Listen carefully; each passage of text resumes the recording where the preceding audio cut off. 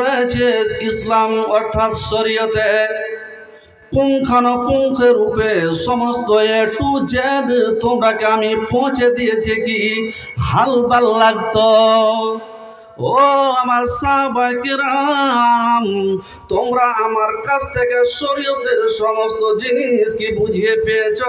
তো সমস্ত সাহাবায়ে কেরাম একই বাক্যে উত্তর দিলেন কালু বালা। হুজুর, আপনার কাছ থেকে সমস্ত জিনিস আমরা বুঝিয়ে পেয়েছি।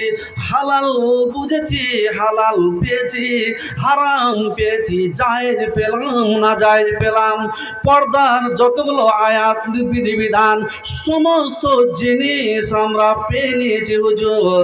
এবার আল্লাহর নবী যে ইতিপূর্বে কোনো কাজটা করেননি, তো সেই কাজটা বুখারী শরীফের হাদিস। তো আল্লাহর নবী বলছেন যে এই অঙ্গলটা ধরলেন আল্লাহর নবী, এই অঙ্গলটা ধরে এইভাবে আসমানের দিকে চেয়ে একটু তাকালেন, আর এই আসমানের দিকে চেয়ে আল্লাহ পাক রব্বুল ইজ্জতকে বলছেন আল্লাহুম্মা শাহাদ, আল্লাহুম্মা শাহাদ, আল্লাহুম্মা শাহাদ।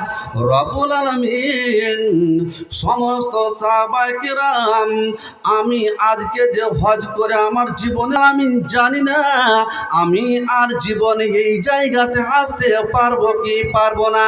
তো রব্বুল আলামিন ইসলামের যতগুলো আমাকে আল্লাহ তুমি দায়িত্ব দিয়েছিলে, আল্লাহ সমস্ত দায়িত্ব পুঙ্খানুপুঙ্খ রূপে আল্লাহ পৌঁছে দিয়েছে। আল্লাহ সমস্ত সাহাবায়ে কেরামকে আমি সাক্ষী করে দিলাম, আর সমস্ত সাহাবায়ে কেরাম একই বাক্যে বলল কালু বালা। তো আল্লাহ আমি তোমাকেও সাক্ষী করে দিচ্ছি আল্লাহুম্মা শাহাদ, আল্লাহুম্মা শাহাদ, আল্লাহুম্মা শাহাদ। রব্বুল আলামিন কিয়ামতের মাঠে আল্লাহ তুমি যদি আমাকে জিজ্ঞাসা করো আল্লাহ যে আমি ইসলামের সমস্ত জিনিস আল্লাহ পৌঁছে দিয়েছি কিনা, তো রব্বুল আলামিন তুমি সাক্ষী থেকে যাও। দায়িত্বটা এত বড় জিনিস যে কিয়ামতের মাঠে যদি আল্লাহ আমাকে জিজ্ঞাসা করে, তো সেই দিন যেন আমি প্রশ্নের উত্তর দিতে পারবো না এমনটা না হয়। আল্লাহ পাক রব্বুল ইজ্জত তুমি নিজেই সাক্ষী থেকে যাও। ইতিমধ্যেই আল্লাহ নবী যদি ফিরে দেখছেন, তো হযরত উমর ফারুক রাদিয়াল্লাহু তাআলা আনহু বড় সাহাবী যেন বুক ছেড়ে কান্না করছেন।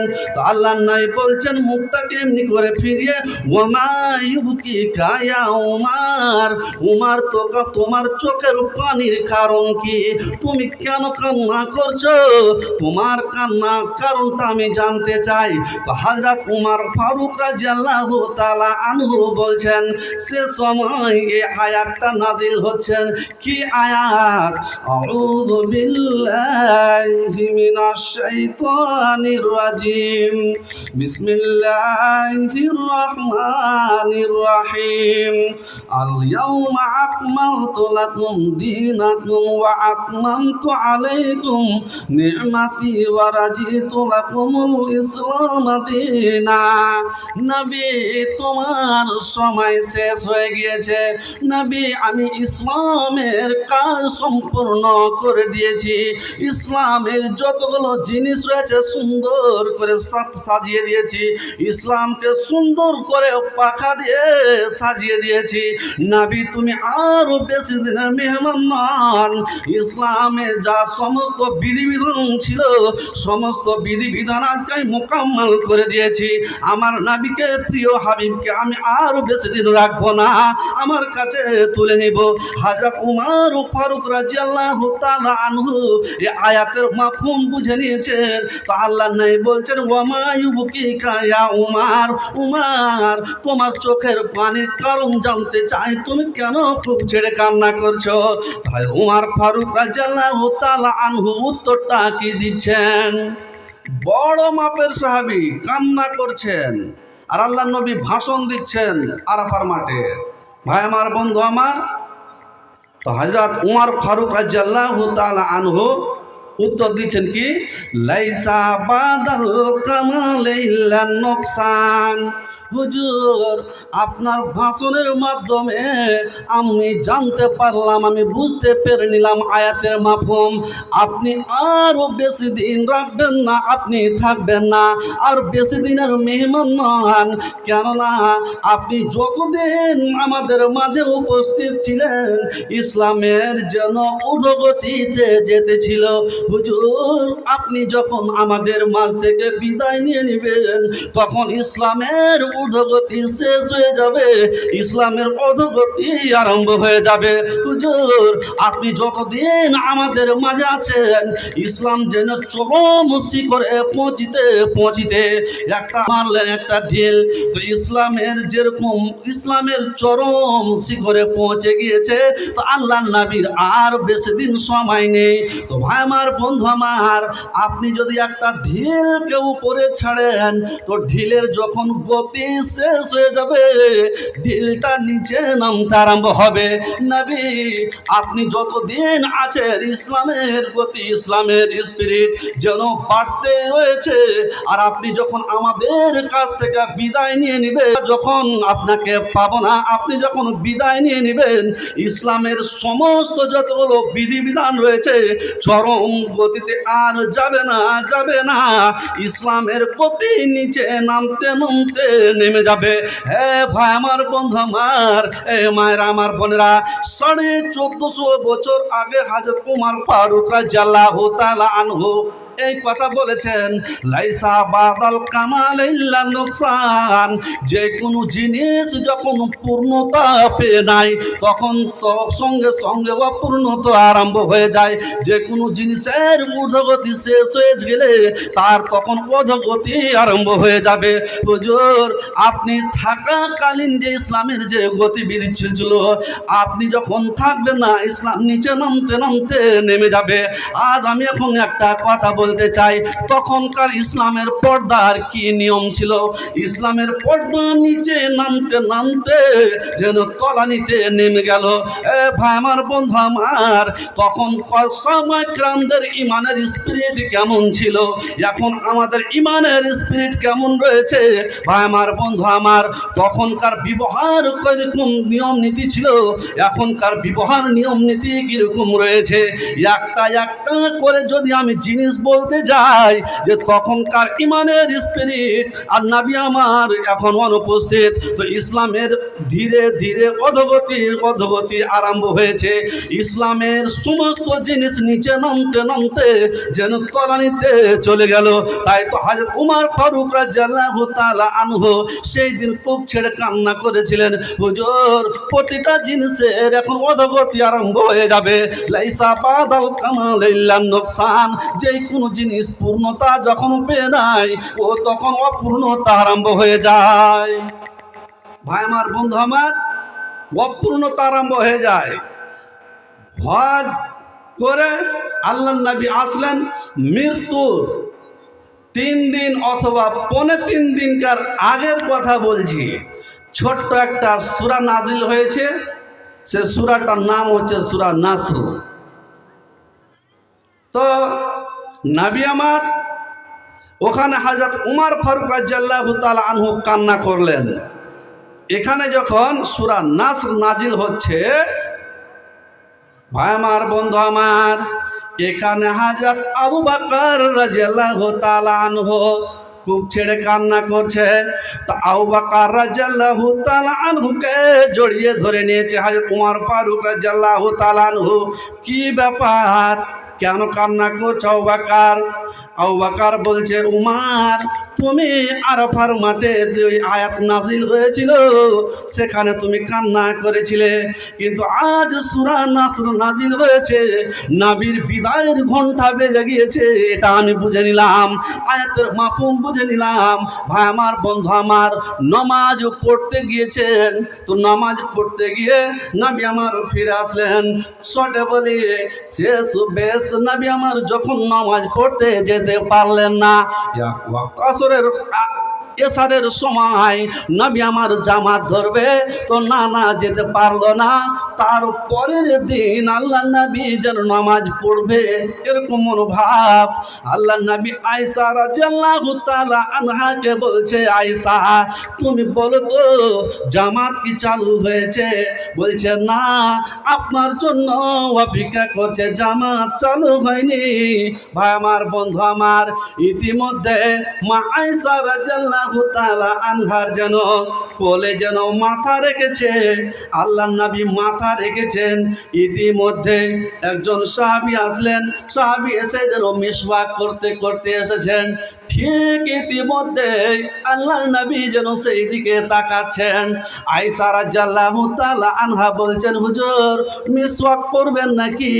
তো আল্লাহ নবীকে বলছেন, হুজুর যদি মিসওয়াক করেন, তো আল্লাহ নবী কথা বলতে পারে না, তো চোখের ইশারা করলেন, আয়েশা হ্যাঁ মিসওয়াক করব। ভাই আমার, বন্ধু আমার, ওই মিসওয়াক এখন ভেঙে আল্লাহ নবী চিবাতে পারবেন না, তো মা আয়েশা রাদিয়াল্লাহু তাআলা আনহা যেন চিবিয়ে দিলেন।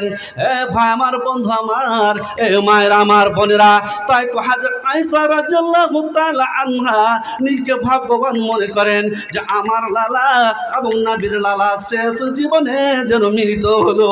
কেমন কথা! মা আয়েশা রাদিয়াল্লাহু তাআলা আনহা যেন ওই মিসওয়াকটাকে চিবিয়ে দিলেন, আল্লাহ নবীর যেন মুখখানা পরিষ্কার করলো।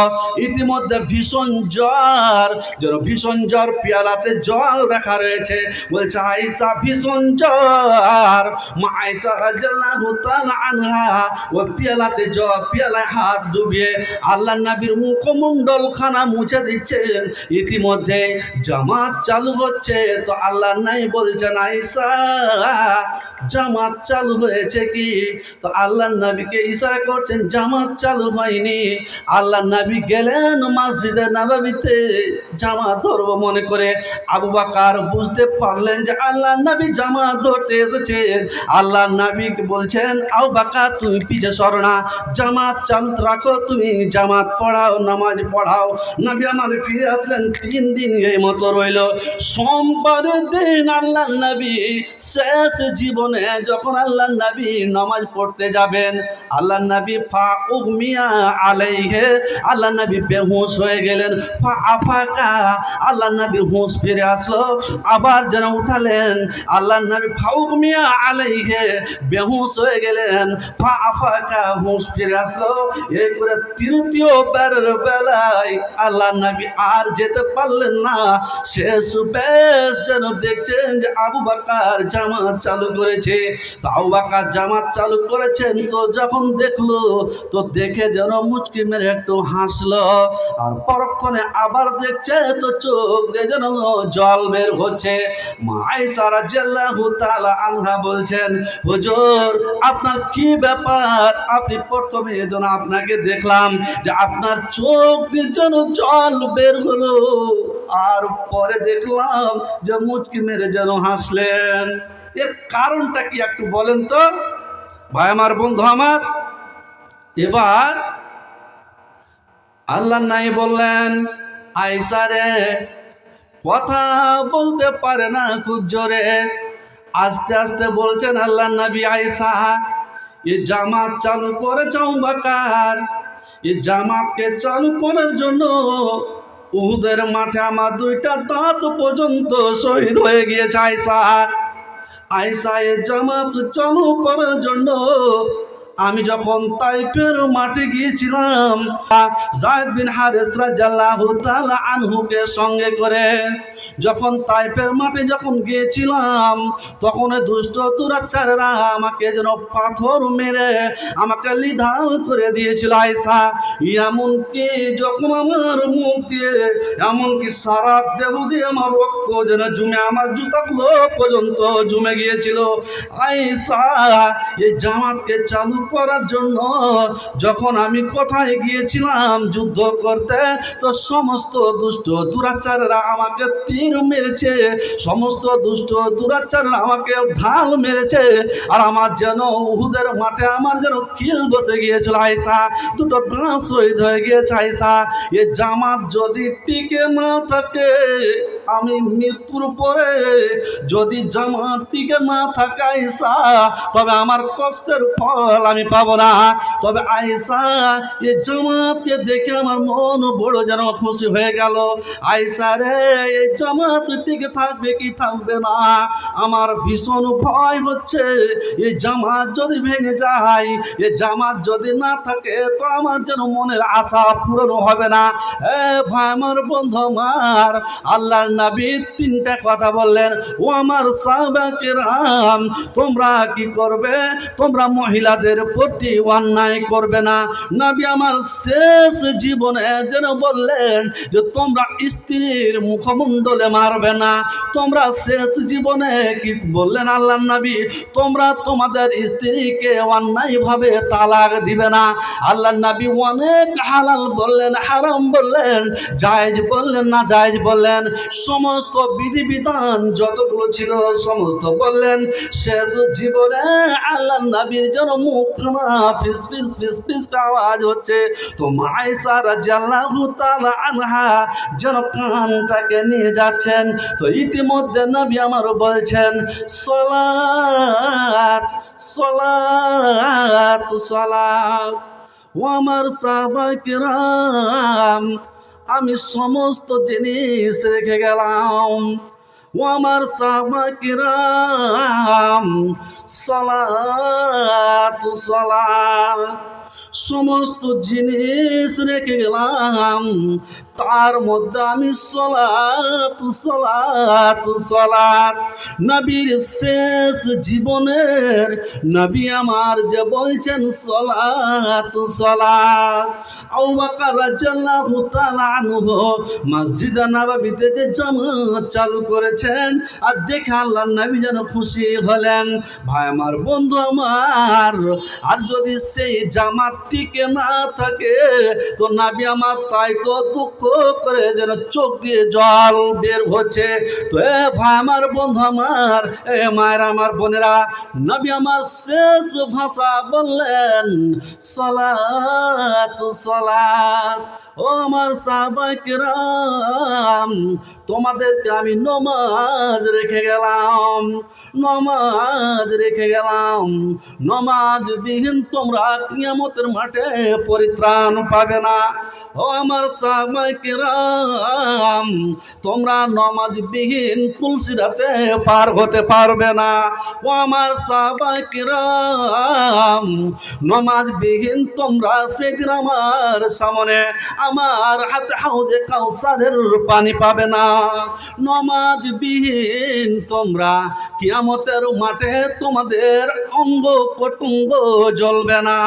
ও আমার সাহাবা কিরাম, সালাত সালাত।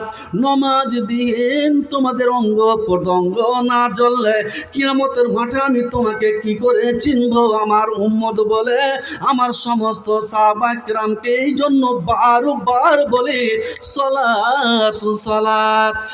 ভাই আমার, বন্ধু আমার, মায়ের আমার, বোনেরা আমার, প্রশ্ন আপনাদের সকলের কাছে যে সালাত সালাত সালাত আল্লাহর নবী যে শেষ জীবনে বললেন, আল্লাহর নবীর একটা কথা এক পাল্লায়, সারা পৃথিবী এক পাল্লায়। মা আমার, বোনেরা, ভাই আমার, বন্ধু আমার, তা আমি বলতে চাই, নবীজির একটা কথা সালাত সালাত সালাত একটা মিজানে, একটা পাল্লায় রেখে দাও, আর সমস্ত পৃথিবী সারা ওয়ার্ল্ডকে এক পাল্লায় রেখে দেওয়া হয়, তো সমস্ত পৃথিবী উজাড় হয়ে যাবে। আল্লাহর নবীর একটা কথার ওজন হবে না। ভাই আমার, বন্ধু আমার, আল্লাহর নবীর কথার ওজন বেশি হবে না সারা পৃথিবীর ওজন বেশি হবে? সমস্ত মানুষের কথা এক পাল্লায়, আর আল্লাহর নবীর কথা এক পাল্লায়। সারা ওয়ার্ল্ডে যতগুলো মানুষ রয়েছে, এদের কথার ওজন এক পাল্লায়, আর আল্লাহর নবীর কথা এক পাল্লায়। আমি এক বাক্যে আপনাদের কাছে উত্তরটা চাই, কার কথার ওজন বেশি হবে? কার কথার ওজন বেশি হবে? আল্লাহর নবীর কথার ওজন বেশি হয়ে যাবে। ভাই আমার, বন্ধু আমার, তাই তো আল্লাহর নবী হাদিসের মধ্যে বললেন, কি বললেন?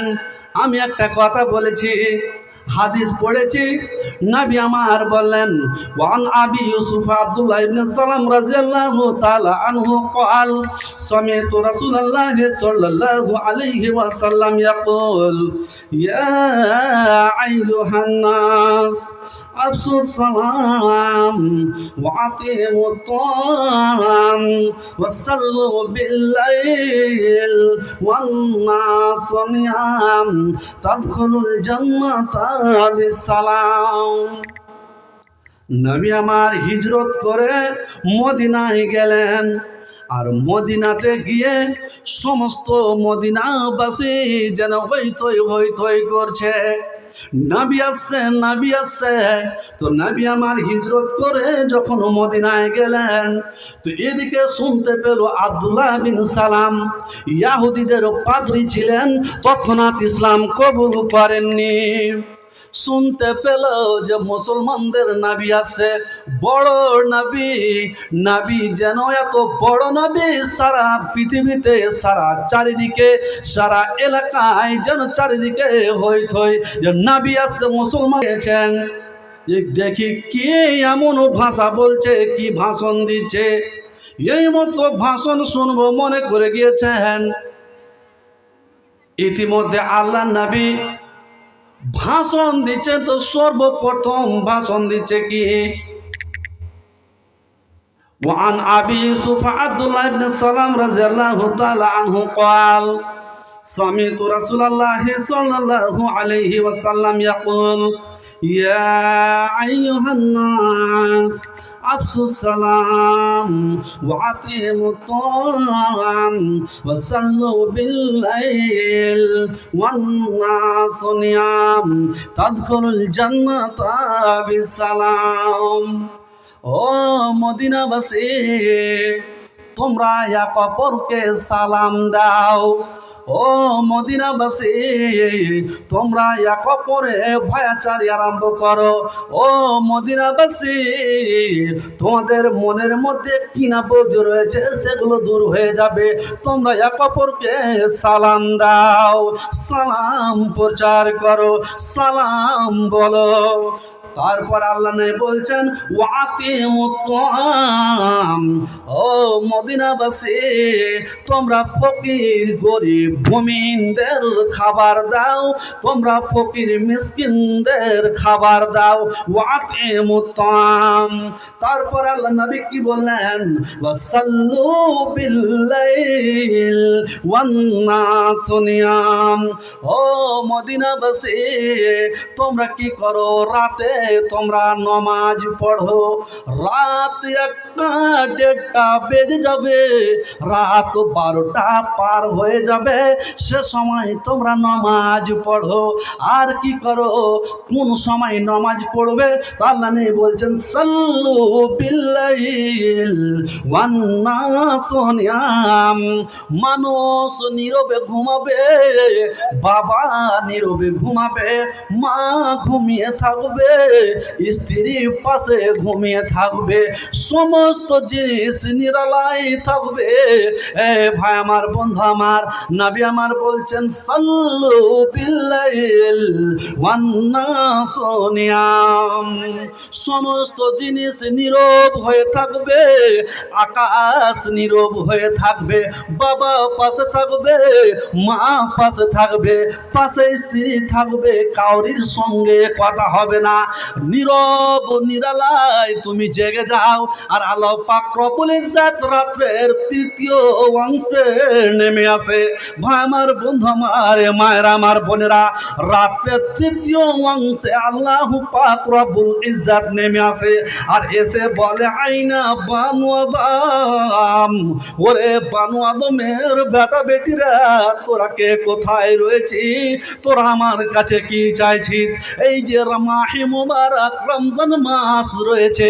এই যে আপনারা জেগে আছেন, জালসা শুনছেন, আপনারা ভাই আমার, বন্ধু আমার, নবী আমার বললেন সাল্লু বিল্লাইল ওয়ান নাসু নিয়াম।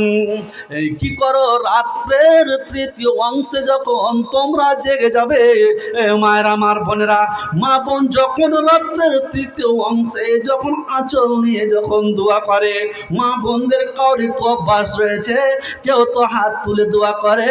ভাই আমার, বন্ধু আমার, কোনো বাবাজি রাত্রে উঠে যে দোয়া করে, তা আল্লাহ পাক রব্বুল ইজ্জত রাত্রের তৃতীয় অংশে নেমে আসে আর এসে বলে, আইনা বানু আদম, ওরে বানু আদমের বেটা বেটিরা, তোরা কে কোথায় রয়েছিস? মহাপর্বের দিন, মহাসংকটময়ের দিন, বিচার মাঠে কাঠগড়াতে কেউ পরিত্রাণ পাবি না, পাবি না। আজকে তোমরা পার্থিব জগতে এই মাহে মুবারক রমজান মাস পেয়েছো, এ রাত্রে তোমরা আমার কাছে যা চাইবে তোমাদের ঝুলিকে ভরে দিব। মহাপর্বের দিন, মহাসংকটময়ের দিন, বিচারের মাঠে কাঠগড়াতে সেই দিন আমি কাউকে চিনব না, আমল ছাড়া কাউকে পরিত্রাণ দিব না। এই পার্থিব জগতে তোমার চাওয়ার জায়গা রয়েছে, যার জন্য তো নবী আমার বলছেন, ও আমার সাহাবায়ে কেরাম, তোমরা কি করো, রাত্রে তৃতীয় অংশে জেগে যাও আর জেগে গিয়ে আল্লাহকে ডাকো। সমস্ত বৃক্ষ লতা পাতা সমস্ত জিনিস নীরবে ঘুমাবে আর আপনি জেগে যাবেন, আর জেগে গিয়ে আপনার সমস্ত আমল, সমস্ত আশা আকাঙ্ক্ষা আল্লাহর কাছে তুলে ধরেন। জীবনে যতগুলো পাপ রয়েছে সে পাপগুলো আল্লাহর সামনে ছেড়ে ধরেন। ভাই আমার, বন্ধু আমার, জীবনে বহু পাপ করেছেন, জীবনে বহু অন্যায় অবৈধ অশ্লীল গিলানিতে ডুবিয়ে রেখেছেন নিজেকে, সেগুলো আত্মসমীক্ষা করে আত্মশুদ্ধি করে নেওয়ার মাস চলছে, যার জন্য আল্লাহ পাক রব্বুল ইজ্জত রাত্রের তৃতীয় অংশে এসে মানু আদমের বেটা বেটিদের যে ঝুলিকে ভরে দিবে আর কিয়ামতের মাঠে ওই ঝুলির আমলকে প্রকাশ করবেন। ভাই আমার, বন্ধু আমার, তো কি বললাম, সাল্লু আল্লাহ নবী কি বললেন, যে আফসুস সালাম ওয়া আতিমুত তাম ওয়া সাল্লু বিল্লাহি ওয়ান নাসু নিয়াম। তারপরে তিনটা কাজ হয়ে গেল, তো নবী আমার বলছেন এই তিনটা কাজ যখন হয়ে যাবে, তো আল্লাহ নবী বলছেন এই তিনটা কাজ যখন শুদ্ধভাবে করলে, তখন আল্লাহ নবী বলছেন যে তোমরা জান্নাতে প্রবেশ করো। তো কেমন করে বান্দা জান্নাতে প্রবেশ করবি, তো নবী আমার সেটাও হাদিসের মধ্যে বলছেন, তাদখুলুল জান্নাতা বিসসালাম, তোমরা সালাম বলতে বলতে জান্নাতে তোমরা প্রবেশ করো। ভাই আমার, বন্ধু আমার, মানুষকে সালামের কথাটা কেন আল্লাহ নবী বললেন হাদিসের মধ্যে? মানুষ যখন সর্বপ্রথম জান্নাতে যাবে, মানুষ যখন জান্নাতে যখন প্রবেশ করবে, সর্বপ্রথম হুরেরা সালাম দিবে আর সালাম দিবে আর আপনিও হুরকে সালাম দিবেন। যার জন্য তো নবী আমার বলছেন, তাদখুলুল জান্নাতা বিসসালাম, তোমরা সালাম বলতে বলতে জান্নাতে ঢুকে যাও, সালাম বলতে বলতে জান্নাতে ঢুকে যাও। হুরেরা সালাম দিবে, আপনিও দিবেন সালাম। যার জন্য তো সালামের কথাটা নবী আমার হাদিসে বারবার বলেন। ভাই আমার, বন্ধু আমার, সালামের গুরুত্ব আমরা কি বুঝতে পারলাম না? সালাম এমন একটা জিনিস, আপনার সাথে যদি কিনা বোঝ থাকে আর সালাম দেন, সমস্ত কিনা বোঝকে মিটিয়ে দিবে সালামে। আর হুরেরা যখন সালাম দিবে আর আপনিও দিবেন সালাম, যার জন্য আল্লাহ নবী সালামের কথাটা বারবার বলেন। আমরা সালামের গুরুত্ব বুঝলাম না জি। নবী আমার হাদিসের মধ্যে বললেন কি, তিনটা কাজ করো। শেষ অংশে আবার আল্লাহ নবী বলছেন, আরাফার মাঠে ভাষণ দিয়েছে, সেখানে হযরত উমর ফারুক রাদিয়াল্লাহু তাআলা আনহু বুঝলেন, নবীর শেষ জীবনে হযরত আবু বকর রাদিয়াল্লাহু তাআলা আনহু বুঝতে পারলেন যে নবী বেশি দিনের মেহমান নন, যার জন্য নবী মুকাররম সাল্লাল্লাহু আলাইহি সাল্লাম খালি ভাষণ দিচ্ছেন বা সাহাবা کرامদেরকে ইঙ্গিত করছেন কিসের জন্য? শুধুমাত্র কিয়ামতের মাঠে যেন আমার উম্মতেরা ত্রাহি ত্রাহি না করে, আমার উম্মতেরা যেন কিয়ামতের মাঠে ফেঁসে না যায়, আমার উম্মতেরা কিয়ামতের মাঠে যেন বিচারের মাঠে কাঠগড়াতে যেন আল্লাহর সামনে প্রশ্নের উত্তর দিয়ে যেন উত্তীর্ণ হতে পারে, যার জন্য নবী আমার ইঙ্গিত করছেন বারবার, সাহাবায়ে কেরাম তোমরা নমাজ ছেড়ো না, তোমরা নমাজ পড়বে। রাত্রের তৃতীয় অংশে আমরা জানি না আপনাদের এই গ্রাম কিন্তু বড়, শুনলাম জানি না আপনাদের গ্রামের জামি মসজিদে এতেকাফ হয় কি না হয় তা আমি জানি না, কিন্তু যদি না হয়ে থাকে আমি আপনাদেরকে অনুরোধ জানিয়ে যাব, অন্তত এতেকাফে 10-20 রমজানের পরে আপনারা এতেকাফে যাওয়ার চেষ্টা করবেন। যে সমস্ত বাবাজিরা আমার রয়েছেন, বয়স্ক বৃদ্ধা মা বোন ভাই বাবাজি সকলকে অনুরোধ জানায় আপনারা এতেকাফে যাবেন। এতেকাফ যাবেন, আল্লাহর কাছে আপনার মনের চাওয়া পাওয়া খুলে বলবেন। পার্থিব জগতে আপনার এখানে চেয়ে নেওয়ার জায়গা, বিচারের মাঠে কাঠগড়াতে আপনি সেখানে পরিত্রাণ পাবেন না। ভাই আমার, বন্ধু আমার, এবার আমি একটা কথা বলি, যখন আমি পরিত্রাণ পাবো কিসে, জাতি পরিত্রাণ পাবো, সেই আমলগুলো সেই কাজগুলো আমাকে করতে হবে। রমজান মাস এসে গিয়েছে, আমার জীবনকে শুদ্ধ করব নামাজ পড়ে, আর নামাজ পড়ে আমি যখন আল্লাহর কাছে যখন গুনাহগুলো ক্ষমা চাইব, মাপ চাইব, রব্বুল আলামিন আমার জীবনে বহু পাপ হয়েছে আল্লাহ, নামাজ ধরলাম, জীবনে অনেক পাপ করেছে আল্লাহ, নামাজ ধরেছি, রব্বুল আলামিন আমার জীবনের পাপকে আমাওলা তুই মোচন করে দাও।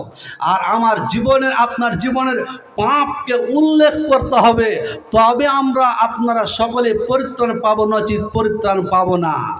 পরিত্রাণ পাবেন কি করে এবং ক্ষমা করবেন কি করে? নামাজ পড়ে শেষে যে দোয়া করবেন রাত্রের তৃতীয় অংশে, কি কি দোয়া করবেন আমি বলছি। নবী আমার বললেন হাদিসের মধ্যে, ভাই আমার, বন্ধু আমার, ক্বালান নবী সাল্লাল্লাহু আলাইহি ওয়াসাল্লাম, মা মিন মুমিনিন ইয়াখরুজু মিন আইনাইহি দুমুন, মানুষের কোনো মুমিন ব্যক্তির যদি চোখ দিয়ে ফোঁটা অশ্রু প্রবাহিত হয়, তো নবী আমার বলছেন নামাজের শেষে আল্লাহর কাছে যখন দোয়া করবেন, আর যদি আল্লাহর ভয়ে এক ফোঁটা অশ্রু বেরিয়ে যায়, তবে আপনার জীবনের সমস্ত পাপকে আল্লাহ মোচন করে দিবে, আল্লাহ ক্ষমা করে দিবে। ভাই আমার, বন্ধু আমার, এই যে মাহে মুবারক রমজান মাস রয়েছে, যখন রোজা রেখে আল্লাহর কাছে দোয়া করবেন রোজা অবস্থায়, তো রোজা অবস্থায় যখন আল্লাহর কাছে যখন দোয়া করবেন, বা সারি ইফতারি যখন নিয়ে বসেছেন আপনার ফ্যামিলি মেম্বারদেরকে নিয়ে, বউ বাচ্চা সামনে রয়েছে, ইফতারি সামনে রয়েছে, ভাই আমার, বন্ধু আমার, মনে মনে আপনি বলেন যে রব্বুল আলামিন, আমার জীবনে বহু পাপ রয়েছে আল্লাহ, অমুক জায়গায় গায়ে বড্ড বল ছিল আল্লাহ, অমুক পাপটা অমুক কাজটা করেছি, রব্বুল আলামিন সামনে ইফতারি আল্লাহ তোমার বিধানকে পালন করছি।